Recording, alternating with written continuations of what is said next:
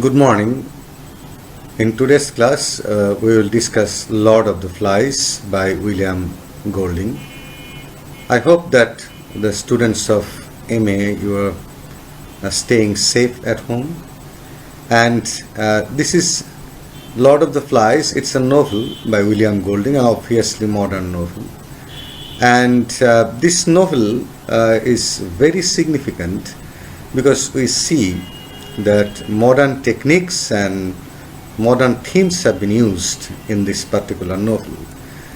And we all know that William Golding, he was a British writer, and the book, The Lord of the Flies, it was published in 1954. Now, after the Second World War, just remember it, just keep it in your mind that the book was published after the Second World War. And obviously it's a novel, and it's an allegory. It's an allegorical novel, and the main focus is on the psychology of human beings. And we will discuss gradually that how psychology of human beings become the focus of modern novelists and basically William Golding. And before going to the title of significance of the title Lord of the Flies, I want to share certain things about modern novels with you. That in modern novels you will notice certain aspects that you didn't observe in the novels of Victorian age and Romantic age. You will notice psychoanalytical study. You will notice that the modern novelists are rather interested in exploring the psychological state of human mind, and they will use different types of symbols as well. And this particular novel, Lord of the Flies, you will see allegorical significance over here, and it will deal with children, but basically we will observe that children have been used as characters, but the focus is on human beings, adult human beings.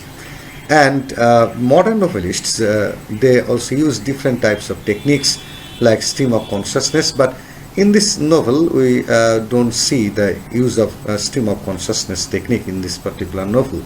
But we see that the theme of this novel is very much modern, because we see that there is a kind of pessimistic tone in the language and in the treatment of human relationship in this novel, Lord of the Flies. And before going to discussing the novel Lord of the Flies, we will also discuss another novel which is very relevant here. Now, why the title Lord of the Flies, and what does it indicate? The title Lord of the Flies, it basically indicates Satan or Beelzebub. Significance of this title, it also indicates that basically this novel will deal with evil. And what kind of evil, whether evil in external sense or evil in internal sense. And since it's a modern novel, we will see the treatment of evil from modern perspective, and we will see that evil basically lurks in the human mind. Evil is not anything or something external, evil is rather internal. So Lord of the Flies basically indicates Beelzebub and basically evil. So treatment of evil, it is very important in Lord of the Flies. Now, in this connection, another novel is very important, and the name of the novel is The Coral Island, and the novel was written by R.M. Ballantyne. And this novel, The Coral Island, is considered as precursor of Lord of the Flies. Precursor means that it came earlier, and it was the forerunner. And it was published in 1857. And it's very interesting that The Coral Island shared romantic qualities. It contained romantic qualities, and we will explain, and we will also see the summary of Coral Island in brief, because there is a striking similarity between the novel The Coral Island and Lord of the Flies, and dissimilarities as well, because the novel was published in 1857. The Coral Island was published in 1857, Lord of the Flies was published in 1954, almost 100 years later. But the plot is same and the story is almost same. Not entirely same, but almost same. And William Golding, he copied the plot, almost copied the story of the novel The Coral Island. Then why did it become, why did the novel Lord of the Flies become so popular and so important for the readers? Because I have already said that William Golding has considered, or rather he has looked at us, or looked at human beings from modern perspective, and Ballantyne looked at human beings from romantic perspective. So when you look at human beings from modern perspective and when you look at human beings from romantic perspective, naturally you will see plenty of differences in the outlook and in consideration. Now the Coral Island was an adventure fiction, and what is very important, even the names of the characters are also same. So dear students, just try to understand one thing, that the Coral Island and Lord of the Flies, these two novels have many things, many aspects which are very common, but there are other aspects which are not common in their nature. So there are similarities and there are as well dissimilarities. The similarity is the plot, the similarity is the storyline, the similarity is the name of the characters, and the dissimilarity is the way, the perspective from which the writers look at human life, from which the writers look at the soul of human beings. In this connection, I can tell you one thing, that the Coral Island, you can compare the Coral Island with Songs of Innocence by William Blake, and Lord of the Flies, Songs of Experience by William Blake. So in the Coral Island, we will see the innocent state of human beings, and in Lord of the Flies, we will see the experienced state or corrupt state of human beings. So in order to understand the Lord of the Flies in a better way, we need to understand, we need to know the summary of the Coral Island as well. So we will first see the summary of the Coral Island, and then we will go to Lord of the Flies. Okay, I have already said that the story of the Coral Island and Lord of the Flies is almost same. The major characters, the names of the major characters, same. The plot is same. Then the difference lies in the treatment of life. And what is the treatment? R.M. Ballantyne in the Coral Island looked at life, I am repeating, from romantic point of view. And in Lord of the Flies, William Golding looks at life from modern point of view. One is optimistic towards life and the other is pessimistic towards life. One dealing with the innocent state of human mind, the other dealing with the experienced state of human mind. One thinks that life is worth living, the other thinks that life is full of complexities and pessimistic ideas, jealousy, harshness, cruelties. And the Coral Island, as I have already mentioned, that it deals with romantic elements of life. And let's see the story, the summary of Coral Island first, and then we will go to Lord of the Flies. The story of the Coral Island is narrated by the adult Ralph Rover. Now this Ralph Rover, who is the narrator of the novel The Coral Island, is also the narrator of the novel Lord of the Flies. Very interesting.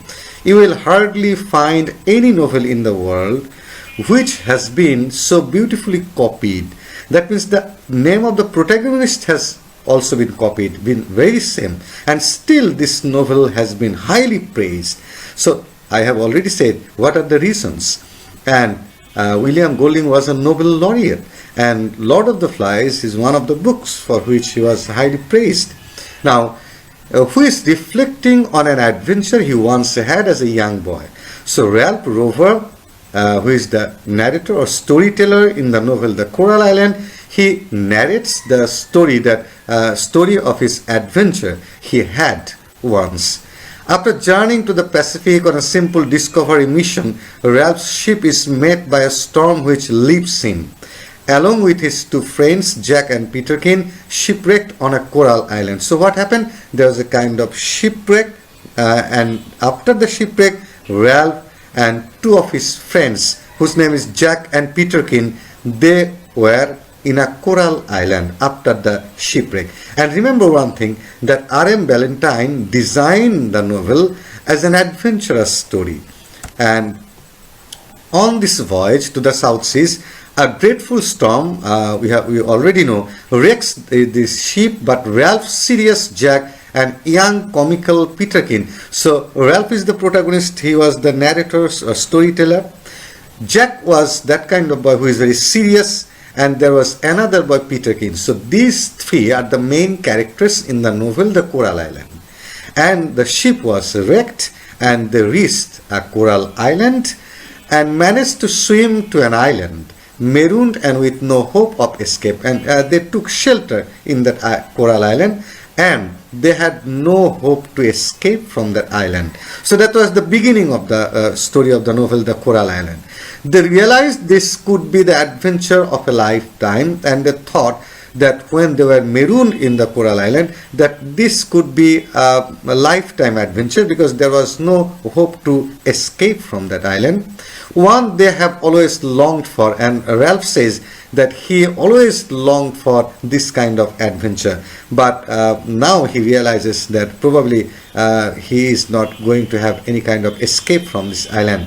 On their idyllic new home, they find everything they could possibly need. All kinds of exciting foods, wonderful underwater caves, and abundance of wildlife to hunt and admire. Now, what we see over here, that it's a beautiful place, it's a romantic land, it's a dreamland, and they got almost everything they required. They got exciting foods, they were involved, they were very busy enjoying the underwater caves, and the wildlife was so beautiful. They were busy in hunting, and they admired everything they got in the island. And a coral reef was also there to explore. Life seems perfect and plentiful to the young adventurers as they swim, dive, and climb on their beautiful new home without a single care. Now, look at the enjoyment of the boys, I mean Ralph, Jack, and Peterkin, that they were busy in hunting, they were busy in swimming, they were busy in diving, they were busy in climbing up the hills, and they were leading completely carefree life. And it was a romantic land, it was an island that where they enjoyed their life fully, and they even find a deaf and blind cat to care for, and they were also busy. They spent time with a cat also. But what is important to notice over here, that the kind of life they spent in the island, it was highly adventurous, and they were completely in a carefree mood, and they were not at all aware of the dangers, because the writer R.M. Ballantyne, he designed the novel in that manner, and there was no hypocrisy, there was no jealousy among the three friends, I mean Ralph, Jack, and Peterkin. They were in an innocent state of human life. They were fully free from jealousy, cruelty, harshness, anger, and other immoral qualities or characteristics of human beings. So it's fully or completely a romantic novel. The friends managed to adapt to life on the island really quite admirably, and at points do not even seem to miss their English homes, and they enjoyed the life so much that they almost forgot their homes. I mean, they came from England, there was the shipwreck, and that's why they are marooned in this coral island, but they are enjoying their life, and they have almost forgotten their life in England. On the other hand, in Lord of the Flies, Ralph and his friends do meet tragedies, particularly towards the end of the novel. Whereas the story of the Coral Island is surprisingly positive, perhaps due to the fact that it was aimed at children. Now look at the difference. R.M. Ballantyne's The Coral Island is full of adventurous spirit, is full of romantic things, is full of nature. On the other hand, Lord of the Flies, we get a kind of hint over here, will end in a kind of tragic tone.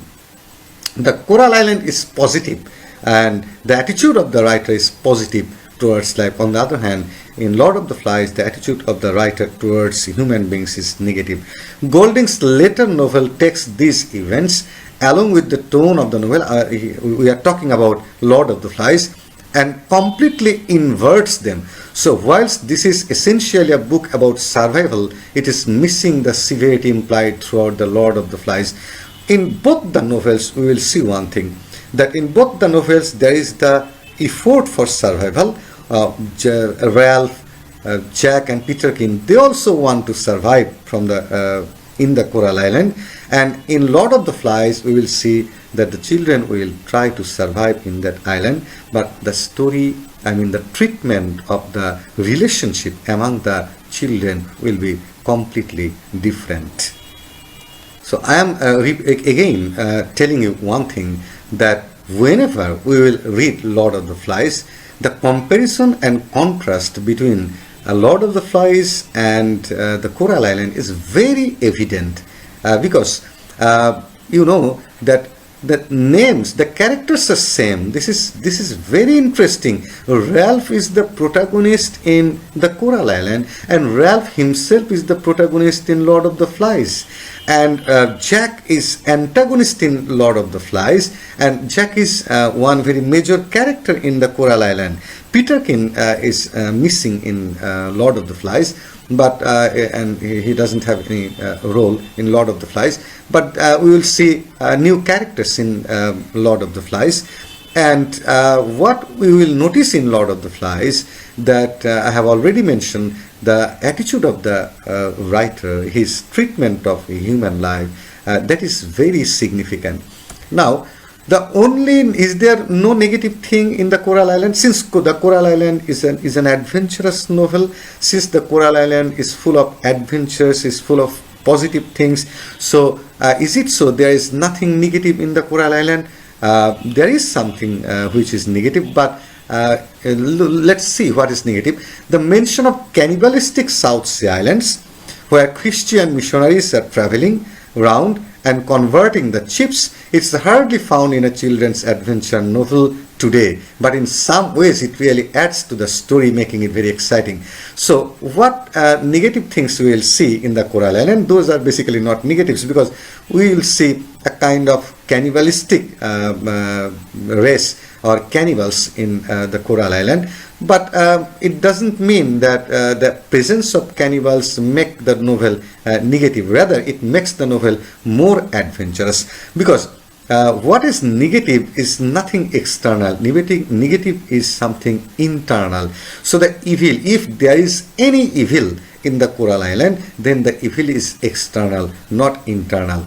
This is a very good story, as Ralph and his friends struggle against starvation, isolation, pirates, and even some native cannibals. And in the Coral Island, we will see that Ralph, Jack, and Peterkin, they fight against starvation, isolation, pirates, and sometimes they also they have to struggle against the cannibals. So we can say that the Coral Island is basically an adventurous novel, where we see Ralph and two of his friends, Jack and Peterkin, they were shipwrecked, and they reached a maroon island, but in that island they spent their time in a very positive manner.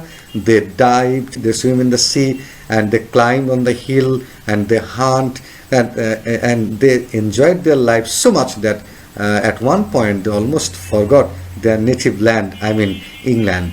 There was starvation, there was isolation, the sense of isolation, there was the threat of the pirates, there was the threat of the cannibals, but there was no threat of internal evil, which is the main focus of Lord of the Flies. Now let's go to the first chapter of Lord of the Flies.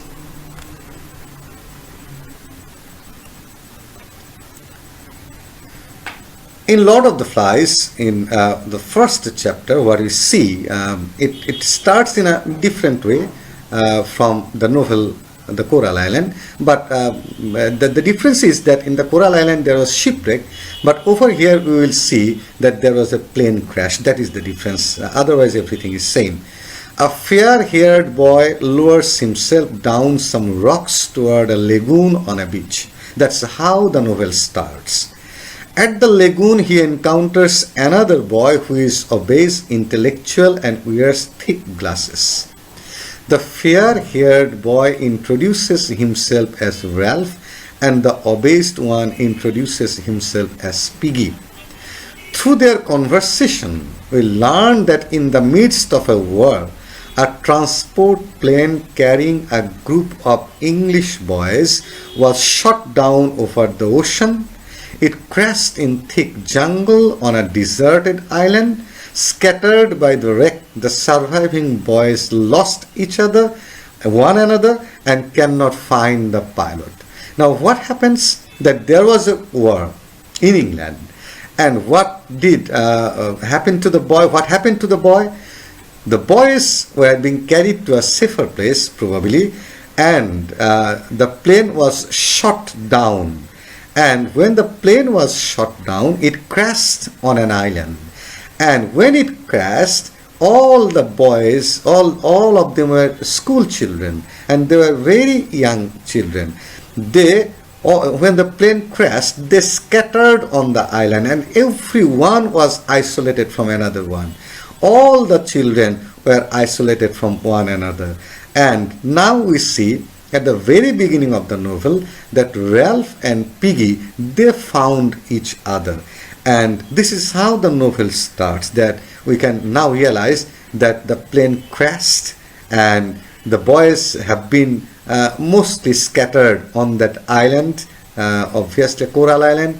And we also see that there is a lagoon, and we see that Ralph is the first person with whom we are acquainted. And we are also acquainted with another boy whose name is Piggy, and who is intellectual. That means we will gradually know that he is a very intelligent boy, and he wears also thick glasses.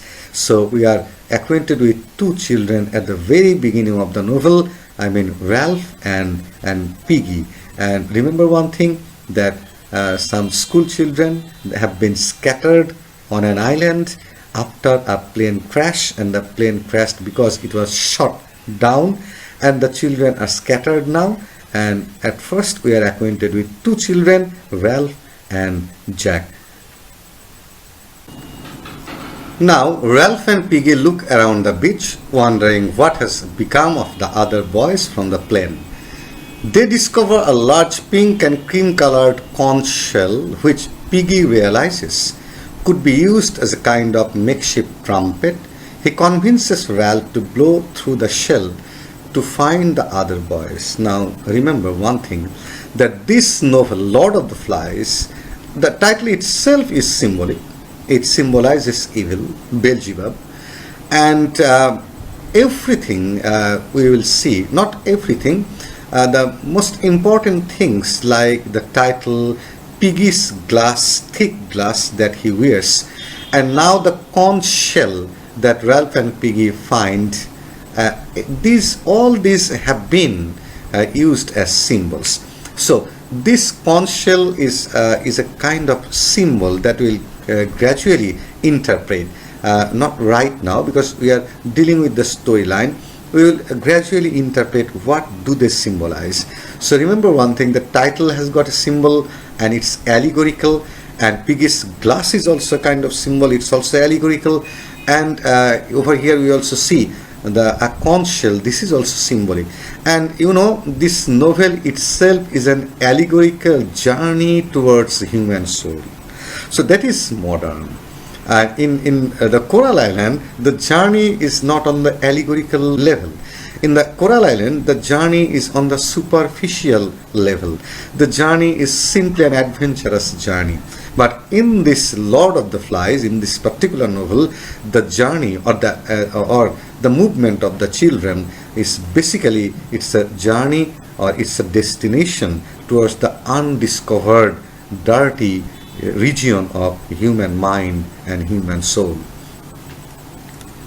Summoned by the blast of sound, so they starts blowing that conch shell, and hearing the sound, because they wanted to gather the scattered children. They blew the conch shell in the hope that if the children they hear the blowing of the conch shell, they will probably come together.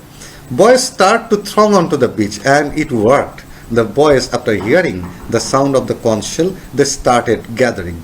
The oldest among them are about 12. Now look at the age group. Now oldest boys, they were of 12, around 12 years old. And the youngest are around 6. So this is very significant. The young boys who are 6 years old, they are now on the island and they are completely isolated.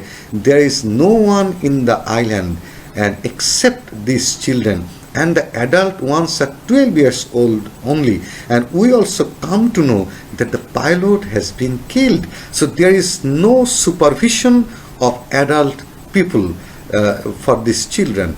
Among the group is a boys' choir dressed in black gowns and led by an older boy named Jack. So we also see Jack over here, and he is the leader of the choir boys. They march to the beach in 2 parallel lines, and Jack snaps at them to stand at attention. It seems that Jack is the leader of these choir boys. The boys taunt Piggy and mock his appearance and nickname. Now the problem starts. We see that when Jack and his choir boys, they come to the place where Ralph and Piggy are standing, they start insulting Piggy.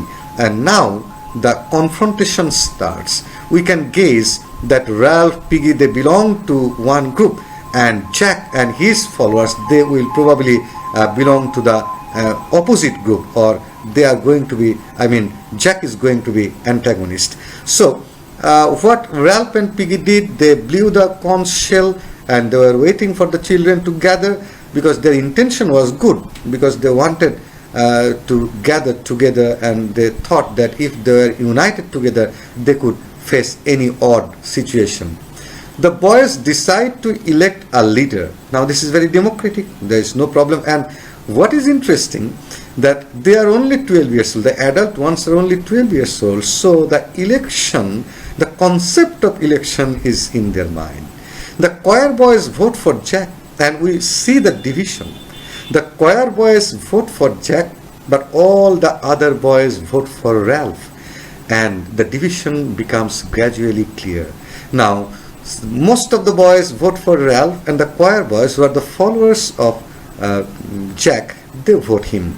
Ralph wins the vote, although Jack clearly wants the position. Ralph wins after this democratic process, but Jack challenges the authority of Ralph and expresses his desire to be the leader of the group. To placate Jack, Ralph wanted to pacify Jack, and he asked the choir to serve as the hunters for the band of boys and asked Jack to lead them. And Ralph, he realizes that Jack has been very angry, and he challenges the position of Ralph. So Ralph wants to pacify Jack, and he proposes that Jack should go for hunting, a very prestigious job for the children. Mindful of the need to explore their new environment, Ralph chooses Jack and a choir member named Simon to explore the island, ignoring Piggy's winning request to be picked. And Ralph distributed the responsibility among the children, and he gave Jack and Simon, we will gradually see, we will notice that Simon will also play a very dominating role, very significant role in this novel. And Ralph suggested that Jack and Simon should go to discover the island, and Piggy expressed his desire also, but Ralph didn't allow Piggy. But finally the 3 explorers leave the meeting place and set off across the island. But finally all 3 they started exploring the island. Now what we see over here, a kind of misunderstanding, and not only that, a kind of division among the children. Now what we expected from these children, we expected from these children a kind of unity, because the plane was crashed and now they are without any guardian. So they should realize the threat that they have been they are in a very dangerous situation, but instead of realizing those threats, they have shown the darkness of their mind, and they have been divided in their soul. The prospect of exploring the island exhilarates the boys, who feel a bond forming among them as they play together in the jungle. Eventually they reach the end of the jungle, where high sharp rocks jut toward steep mountains. The boys climb up the side of one of the steep hills. From the peak they can see that they are on an island with no signs of civilization. The view is stunning, and Ralph feels as though they have discovered their own land. Now, what do they realize? They go to the other side of the island, and they finally realize that they are in an island where there is no sign of life other than the children themselves. And remember the feelings of Ralph. He feels that this is their own land. So a kind of colonizer's mind is also present in Ralph, and we will also see that this is going to be present in other boys as well. Now, as they travel back toward the beach, they find a wild pig caught in a tangle of vines. They found a pig when they were returning from the place from where they started. Jack, the newly appointed hunter, draws his knife and steps in to kill it, but hesitates, unable to bring him to act. The pig frees itself and runs away, and Jack vows that the next time he will not flinch from the act of killing. The three boys make a long trek through dense jungle and eventually emerge near the group of boys waiting for them on the beach. Now, Jack and other boys, the hunters, they were trying to hunt pig, and they missed to hunt a pig, and Jack vowed that next time he was not going to make that mistake, and he returned. And finally we see at the end of the chapter 1 that all the boys again gathered together, and the new discovery is that it's a land where they are completely isolated. There are pigs over here, so they can hunt, and we also see a kind of division between Ralph's group and Jack's group. We also see that Jack has been appointed as leader of a hunter, and we also come to know that there is no sign of human beings in this island, and we also come to realize that Ralph has a kind of ownership of this island, and these are the things that we see. Now we will just have a kind of analysis of the first chapter. Lord of the Flies dramatizes the conflict between the civilizing instinct and the barbarizing instinct that exists in all human beings. This is very important. We have two instincts within us. The one is civilizing instinct, and the other is barbarizing instinct. Romantic novelists, they deal with civilizing instinct. They cannot see, or they did not see, the barbarizing instinct in human mind. But modern writers and modern novelists, they are rather very skilled in discovering and exploring the barbarizing instinct of human beings. The artistic choices Golding makes in the novel are designed to emphasize the struggle between the ordering elements of society, which include morality, law, and culture, and the chaotic elements of humanity's savage animal instincts, which include anarchy, bloodlust, the desire for power, immorality, selfishness, and violence. Now, look at the difference. So, what is the intention of William Golding? William Golding shows two opposite characteristics, or two opposite sides of the society and of human soul. At one side we see morality, law, culture, and these things, these characteristics are represented by Ralph and Piggy, and to some extent Simon. I repeat, we will see at one side Ralph, Piggy, they are rational. They are on the side of law and order. They are on the side of culture, morality. This is one part of the mind. This is one positive part of the society. But the society is not simply a combination of positive characteristics and qualities. The society is also a combination of the negative characteristics, chaotic elements like bloodlust, anarchy, the desire for power, immorality, selfishness, violence, which are represented by Jack. But what is very interesting, we will see that gradually our protagonist Ralph will start sharing the negative characteristics which are represented by Jack. So the novel from at present, what we think that the novel is rather busy with exploring the social conflict between positive and negative things. We will gradually see that apart from the social conflict, there is a kind of conflict within human mind, and that's why I have said the civilizing instinct and barbarizing instinct will be in conflict in this novel, or are in conflict in this novel. This civilizing instinct are present in society. This barbarizing instinct is present in society. This civilizing instinct is present in human soul. And this barbarizing instinct is also present in human soul. At the beginning, Ralph is free from barbarizing instinct. At the beginning, we see Jack is a victim of barbarizing instinct, and Ralph is a representative of civilizing instinct. But as the novel gradually develops, as the story gradually develops, we will see that most of the children of this novel, they are going to lose their civilizing instinct and becoming victim to barbarizing instinct. So this is very important for this novel, and the conflict between civilization and savagery is basically the main theme of this novel. And with this discussion, we want to conclude today's class, and in next class we will also discuss the second chapter, third chapter and fourth chapter. But this novel will take 3 to 4 classes, and this is the first class, and I hope that you will also attend the second, third and fourth classes that I will take on Lord of the Flies. So thank you very much for today's class. See you again.